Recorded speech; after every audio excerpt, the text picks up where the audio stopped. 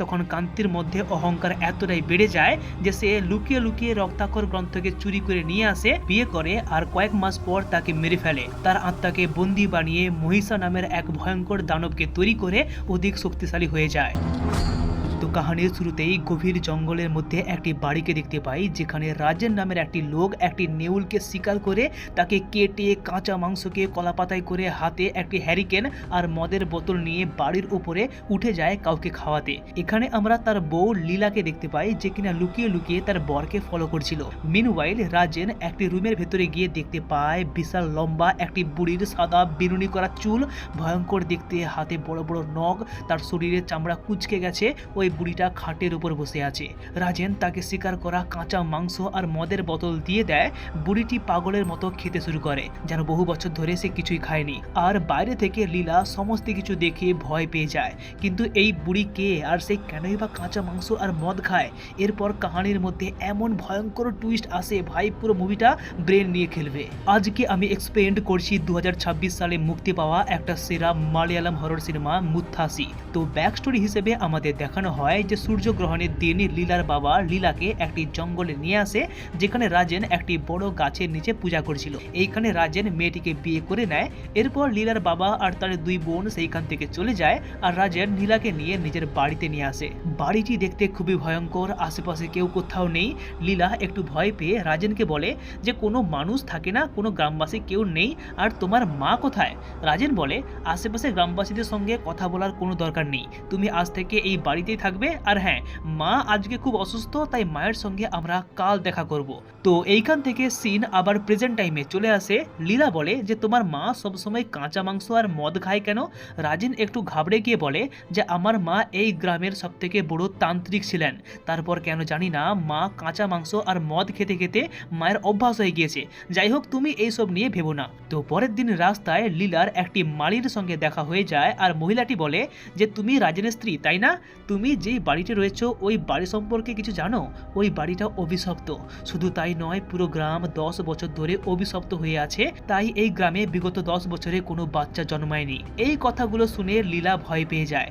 এরপর আমরা প্রভা নামের একজন অন্তঃসত্ত্বা মহিলাকে দেখতে পাই, যে কিনা ঘুরতে ঘুরতে রাজেনের বাড়ির বাগানে চলে আসে। তারপর হঠাৎই মাটির নিচ থেকে সাদা কালো চুল বেরিয়ে তারা হাতে জড়িয়ে যায়, আর কিছুক্ষণ পর বেচারির মৃত্যু হয়।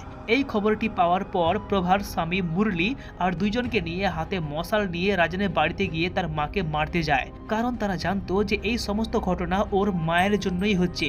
কিন্তু মুরলি দরজা খুলে ভেতরে ঢোকা মাত্রই দরজা বন্ধ হয়ে যায়। এই দেখে বাইরে থাকা দুইজন ভয়ে পালিয়ে যায়, আর ভেতরে মুরলির অবস্থা পুরো খারাপ হয়ে যায়। বেচারি ভয় পেয়ে এগোতে থাকে, আর পেছন দিকে কারো কান্নার আওয়াজ আর মহিষের ডাক শুনতে পায়। মুরলি ব্যাপারটা কিছুই বুঝতে পারে না, আর পর মুহূর্তেই একটি কালো ছায়া এসে লোকটিকে মেরে ফেলে। তো পরের দিন রাত্রে লীলা বাড়ির মধ্যে একটি রুমে চলে আসে, যেখানে ছোট্ট ছোট্ট পুতুল ঝুলানো ছিল। পুতুলগুলিকে দেখতে খুবই ভয়ঙ্কর, আর হঠাৎই লীলা সামনে থাকা একটি আয়নাতে সেই বুড়িকে দেখতে পায়, আর পর মুহূর্তেই আবার গায়েব হয়ে যায়। ঠিক সেই সময় মুরলি চলে আসে আর বলে যে পুতুলগুলোকে তুমি দেখতে পাচ্ছ প্রত্যেকটা পুতুলের ভেতরে দুষ্ট আত্মাকে বন্দি বানিয়ে রাখা হয়েছে। আমার মা তান্ত্রিক, আগে আমার মা করতো, এখন সেই তন্ত্র সাধনা আমি করি। তো কিছুদিন পর জানা যায় লীলা প্রেগনেন্ট, আর এই কথাটা যখন গ্রামবাসী জানতে পারে তখন তারা অবাক হয়ে যায়, কারণ বিগত 10 বছর ধরে এই গ্রামে কোনো বাচ্চা হয়নি। কিন্তু লীলার এই সুখবরের কথা বুড়ির যেন সহ্যই হয় না, সে যেন মনে মনে চায় এই বাচ্চাটি যেন নষ্ট হয়ে যায়।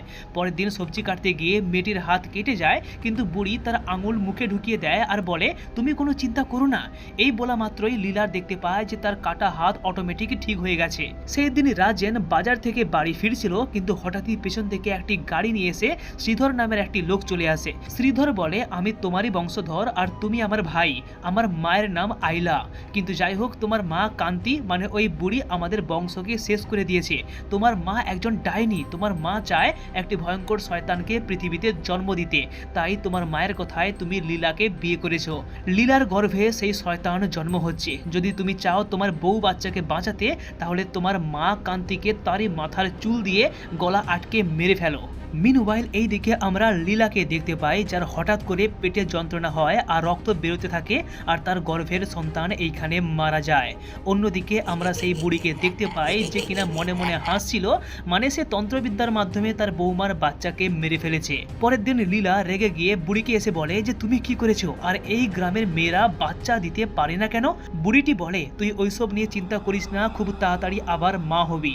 এই বলে তার পেটের কাছে কান দিয়ে শুনতে থাকে। রাত্রেবেলায় যখন লীলা ঘুমিয়েছিল তখন ওপরে বুড়ি গ্লাসে জল নিয়ে এমন একটা তন্ত্রবিদ্যা করে আর নিচে লীলার গলা শুকিয়ে যায়, নিচের দিকে কাপড় আস্তে আস্তে উঠে যায় আর হঠাৎ ঘুম ভেঙে যায়। কিন্তু ঘুম থেকে উঠে দেখতে পায় তার সামনে মহিষের মতো দেখতে দুটো সিংওয়ালা কালো ছায়া দাঁড়িয়ে আছে আর মুহূর্তের মধ্যেই দরজা খুলে বাইরে পালিয়ে যায়।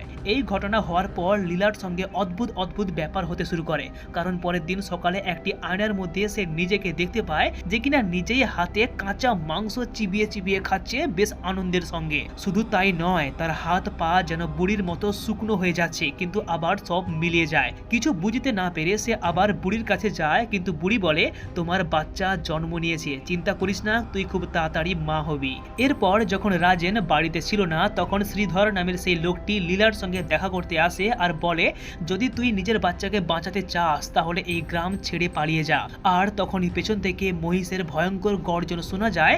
আওয়াজটি পেতে শ্রীধর যেন ভয় পেয়ে তড়িঘড়ি করে পালিয়ে যায়, যেন মনে হয় সে বহু বছর ধরে এই আওয়াজটাকে ভয় পায়। রাত হতেই বুড়ি রাজেনকে বলে যদি তুই তোর বাচ্চাকে বাঁচাতে চাস তাহলে আমাদের মধ্যে ওই শ্রীধর যেন না আসে। তো এরপর প্রায় কয়েক মাস কেটে যায়। একদিন হঠাৎ লীলার খুব লিভার পেন উঠে আর রাজেন সাহায্যের জন্য অন্য কাউকে ডাকতে যায়, কিন্তু কিছুক্ষণ পর যখন বাড়িতে ফিরে আসে তখন দেখতে পায় যে লীলা অজ্ঞান হয়ে মেঝেতে পড়ে আছে আর তার মা মানে সেই বুড়িটা লীলার ছোট্ট ছেলেকে নিয়ে দোল খাওয়াচ্ছে। এই দেখে রাজেন ভয় পেয়ে যায় আর তার বারে বারে মনে আসতে থাকে যে শ্রীধর তাকে বলেছিল যে পূর্ণিমার আগে লীলার গর্ভ থেকে আর এক শয়তানের জন্ম হবে। এমন করে প্রায় কয়েকটা মাস কেটে যায়, কিন্তু বাচ্চাটি হওয়ার পর রাজেনের পুরো মাথা খারাপ হয়ে যায়। প্রত্যেক মুহূর্তে তার একটাই কথা মনে হয় যে তার ছেলে কোনো মানুষ নয়, এক শয়তান। তাই কারো সঙ্গে কথা বলে না, বাড়িতেও আসে না, সব সময় নেশা করতে থাকে। ছেলেটি আরো বড় হয়, তার নাম রাখা হয় শ্রীকুট্টন। এখন রাজেন প্রায় নেশা করে পড়ে থাকতো, তাই বুড়িটিকে খাবার দিতে হাতে নেউলের মাংস আর মদ নিয়ে শ্রীকুট্টন নিজেই যায়। একদিন বাচ্চাটি সেই পুতুলের বাড়িতে গিয়ে উল্টো পাল্টা মন্ত্র বলে একটি পুতুলকে হাতুড়ি দিয়ে মারছিল, কিন্তু কিছুক্ষণ পর তার মা এসে তাকে নিয়ে চলে যায়। বাচ্চাটি যত বড় হতে থাকে তার আচরণ যেন কেমন অদ্ভুত হয়ে যায়, তার চোখের কালার আস্তে আস্তে কেমন যেন লাল হয়ে যায়। অন্য একজন প্রেগনেন্ট মহিলা এসে তার ছেলেকে বলে তোকে কতবার বলেছি না শ্রীকুট্টনের সঙ্গে খেলা করবি না, কখনো যেন ওই ছেলেটির ধারে কাছে তোকে না দেখি। এই সমস্ত কথা শুনে শ্রীকুট্টন মনে মনে খুব রেগে যায় আর ওই মহিলাটির পেটে হাত দিয়ে দেয়। এরপর আমরা দেখতে পাই যে রাত্রে বেলায় সেই মহিলাটির গর্ভের সন্তান মারা যায়। মহিলাটি তার স্বামীকে বলে যে এই কাজ রাজেনের ছেলে শ্রীকুট্টন করেছে, ও সাক্ষাৎ একটা শয়তান। রেগে গিয়ে লোকটি গ্রামের কয়েকজন মানুষকে জোগাড় করে আর রাজেনের কাছে গিয়ে বলে হয় তুই তোর ছেলে শ্রীকুট্টনকে নিজের বাড়ির মধ্যে আটকে রাখ যেন বাইরে বেরোতে না পারে, আর না হয় তুই তোর ফ্যামিলিকে নিয়ে এই গ্রাম ছেড়ে পালিয়ে যা। আর যদি না করিস তাহলে কিন্তু তোর পুরো বাড়িকে জ্বালিয়ে দেব। আমরা জানি তোর বাড়িতে একজন ডাইনি থাকে। একে পরিবারের ঝামেলা, তার উপর গ্রামের মানুষের চাপ, রাজেন কি করবে বুঝতে না পেরে সোজা শ্রীধরের কাছে চলে যায়। এইখানে শ্রীধর রাজেনকে সমস্ত সত্যি কথা খুলে বলে যে তুই জানিস তোর মা কে ছিলেন? আজ থেকে বহু বছর আগে আদিবাসী বংশের শেষ কন্যা ছিলেন তোর মা কান্তি, যার মাথার চুল মেঝেতে লুটিয়ে থাকতো। কান্তি দেখতে এতই সুন্দর ছিল যে যে কেউ তার প্রেমে পড়ে যেত। এমনটা বলা হয় যে ওই মেয়ের কাছে অদ্ভুত শক্তি ছিল। এই দেখে একদিন তার মামা মেয়েটিকে তন্ত্রবিদ্যা শেখানোর জন্য অন্য একটি গ্রামে তান্ত্রিক বংশে নিয়ে যায়। তান্ত্রিক বংশের একটা নিয়ম ছিল যে সবসময় ওই বংশে মেয়েদেরকেই মন্ত্র শেখানো হতো। এই বংশে সুমেশ্বরী নামের একজন মহিলা প্রত্যেককে মন্ত্র শেখাতো। তার একটি ছেলে আছে, একটি মেয়ে আছে। ছেলের নাম মালিকান আর মেয়েটির নাম আইলা। তো মন্ত্র শিখতে শিখতে কান্তি সর্বশ্রেষ্ঠ হয়ে যায়। এই দেখে সুমেশ্বরী কান্তিকে রক্তাক্ষর নামের এক ভয়ঙ্কর গ্রন্থের মন্ত্র শেখায় শুধু একটা অধ্যায় বাদ দিয়ে।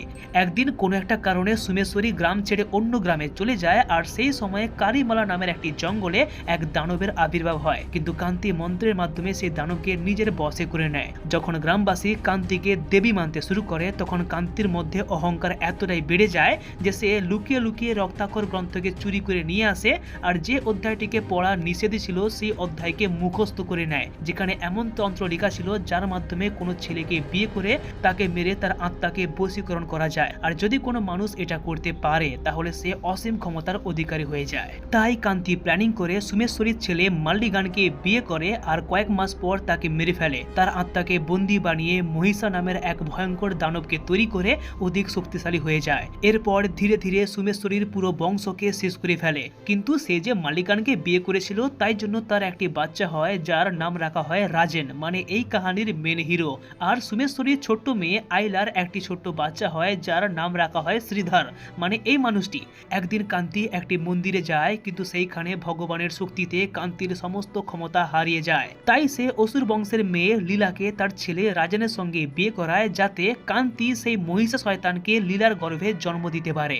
কিন্তু শ্রীধর বলে, যদি তুই তোর মাকে মারতে চাস তাহলে তার মাথার চুল দিয়ে গলায় ফাঁস করে মেরে ফেলবি, না হলে তোর মা আর সেই শয়তান মিলে পুরো গ্রামকে শেষ করে ফেলবে। এই ভয়ঙ্কর কাহিনী শোনার পর এখন রাজেনের কাছে সমস্ত রহস্য জলের মতো পরিষ্কার। রাজেন স্বপ্নেও ভাবতে পারেনি যে মানুষটির সঙ্গে সে এত বছর কাটিয়ে এসেছে সেই কান্তি তার মা আসলে একজন ডাইনি। তার মায়ের জন্যই তার প্রথম সন্তান মারা গিয়েছে।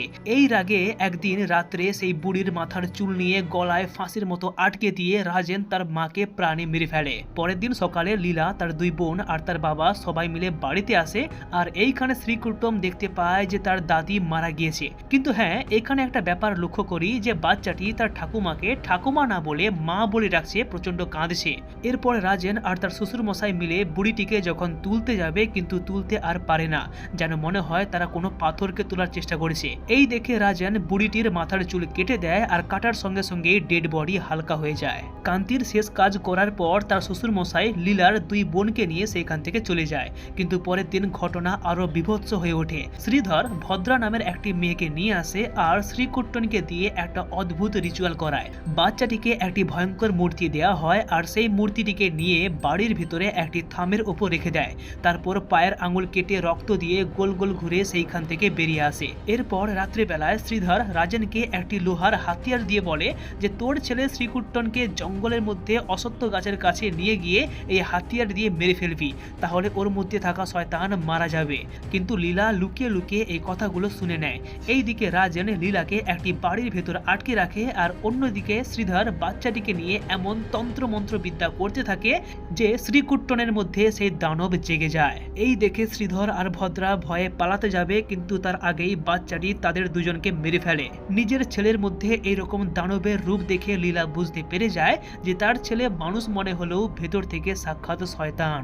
এরপর রাজেন নিজের ছেলেকে জঙ্গলে অসত্য গাছের কাছে নিয়ে যায়, আর যখনই তাকে মারতে যাবে তার হাত কেঁপে যায়, কারণ ছোট্টবেলা থেকে সে বাচ্চাটিকে অনেক কষ্টে মানুষ করেছে। তার মা মানে লীলা, তার বউ অনেক কষ্টে বাচ্চাটিকে মানুষ করেছে, তাই সে কোনো মতেই মারতে পারে না। কিন্তু যেহেতু বাচ্চাটির মধ্যে শয়তান আছে, দানব আছে, তাই কোনো কিছু না ভেবেই যখনই তাকে মারতে যায়, পেছন থেকে লীলা এসে তীর দিয়ে রাজেনকে মেরে ফেলে, আর রাজেন এইখানে মারা যায়।